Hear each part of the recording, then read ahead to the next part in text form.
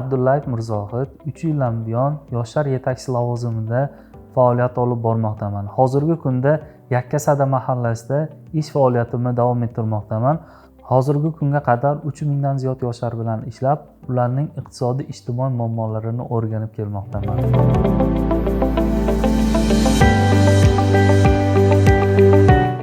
Hozirgi kunga qadar 95 nafar ijtimoiy iqtisodiy muammosi bor yoshlarning muammolarini o'rganib, mablag' talab etadiganlarini yoshlar jamg'armasi orqali muammolarini bartaraf etdim. 12 nafar bandligi ta'minlanmagan yoshlar bilan ishlab, ularni bandligini ta'minlashga ko'maklashdim. Xorijdagi 35 nafar yosh bilan doimiy onlayn muloqotlar o'tkazib, xorijdan qaytgan 2 nafar yoshimizni bandligini ta'minlashga ko'maklashdim. Iqtidorli va iste'dodli yoshlarni qo'llab-quvvatlash, ularni iqtidori va iste'dodini ro'yobga chiqarishda amaliy ishlar amalga oshirdim.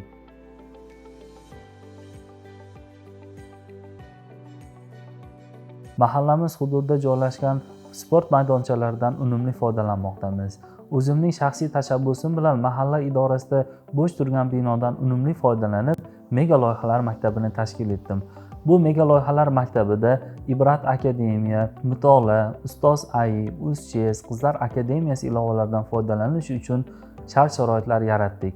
Bu mega loyihalar maktabimizda shaxmat klubi, yoshlarni til o'rganishlari uchun shart-sharoitlar yaratdik.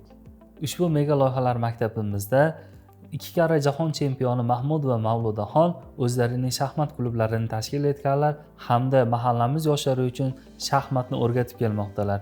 Quvonarlisi, mahallamizning iqtidorli yoshi Zuhriddinov Said Akbar IELTSdan 7,5 ballni qo'lga kiritib, mahallamizdagi yoshlarni ham ushbu natijaga erishishligi uchun o'z til kursini tashkil etdi. Yoshlarni kasbga bo'lgan layoqatini oshirish, ustoz-shogird an'anasi bo'yicha ham yetarlicha ish tashkil etganmiz.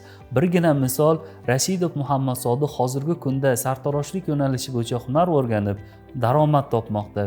Yuqorida ta'kidlaganimdek, mahallamiz iqtidorli yoshlarga boy. Yana bir misol, karate yo'nalishi bo'yicha Yusupov Abdulaziz 5 karra Osiyo chempioni bo'ldi.